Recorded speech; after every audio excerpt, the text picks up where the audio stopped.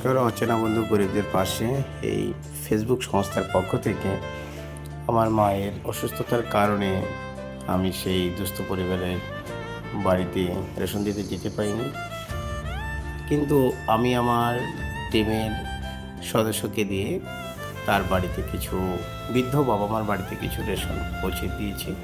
আপনারা ভিডিওটি দেখে লাইক, শেয়ার ও কমেন্ট করবেন।